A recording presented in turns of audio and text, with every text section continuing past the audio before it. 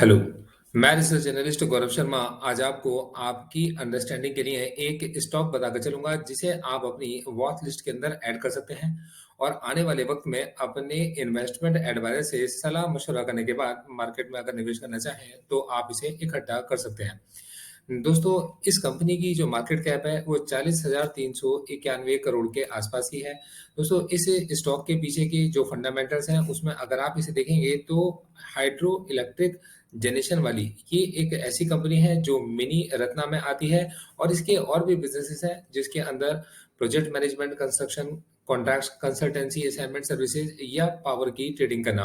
दोस्तों, इस स्टॉक के को सेलेक्ट करने के पीछे की जो प्रमुख रीज़न्स थे, वो मैं आपको समझाता हूँ।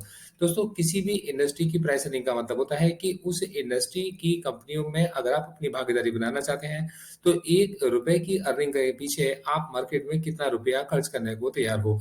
तो इस इंडस्ट्री की जो प्राइस अर्निंग है, वो 18.1 है और इस स्टॉक की जो प्राइस अर्निंग है, वो 10.9 है। मतलब इससे ₹1 की अर्निंग करने के लिए मार्केट पार्टिसिपेंट ₹10 खर्च करने को तैयार है।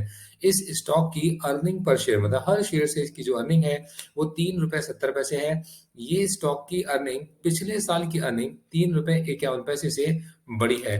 तो इस स्टॉक के अंदर मैंने ये भी नोटिस किया कि इस स्टॉक में एक ग्रोथ आ रही है। तो इसको अगर आप प्राइस अर्निंग ग्रोथ में देखते हैं कि प्राइस अर्निंग के अंदर किस तरीके की ग्रोथ आई है, तो ये तकरीबन 3.46 का रेशियो निकल कर आता है। दोस्तों, इस स्टॉक के अंदर जो प्रॉफिट में ग्रोथ इन्होंने पोस्ट की है, वो 6.14% है और इस कंपनी का जो डिविडेंड पे आउट है, वो 51.6% का रहा है। सेल्स ग्रोथ इसकी 14.1% है। अब इसमें आपको एक और चीज़ देखनी चाहिए कि जब भी कभी भी आप किसी स्टॉक के अंदर पार्टिसिपेट करते हैं, तो उसकी जो नेटवर्थ है मतलब उससे आप कंपनी की नेटवर्थ में कितना पार्टिसिपेट कर पा रहे हैं। जैसे कि आप लोग कंपनी की बुक वैल्यू बोलते हैं, नेटवर्थ को नंबर ऑफ शेयर से डिवाइड कर देना। तो दोस्तों यहाँ आप देखोगे कि ये स्टॉक अपनी बुक वैल्यू के 1.09 टाइम्स पर मार्केट के अंदर ट्रेड कर रहा है और एक 51% के आसपास का healthy dividend pay out ratio भी मेंटेन कर चल रहा है।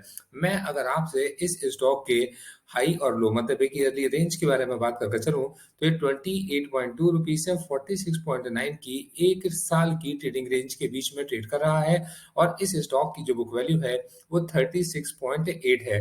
बुक वैल्यू का सीधा मतलब मैंने आपको बताया कि कंपनी की जो भी नेटवर्थ है, उस नेटवर्थ को अगर आप डिवाइड कर देते हो इक्विटी पार्टनर्स के बीच में, मतलब नंबर ऑफ शेयर्स के बीच में, तो बुक वैल्यू निकल कर आती है। दोस्तों इस स्टॉक का नाम एनएचपीसी है, ये हमारी वॉच लिस्ट के अंदर हम लोगों ने ऐड किया हुआ है, जैसे कि मैं आपको बता चुका हूँ। आप भी अपनी लर्निंग और एजुकेशन पर्पज़ के लिए अगर अपनी वॉच लिस्ट में इसको ऐड करना चाहें तो कर सकते हैं।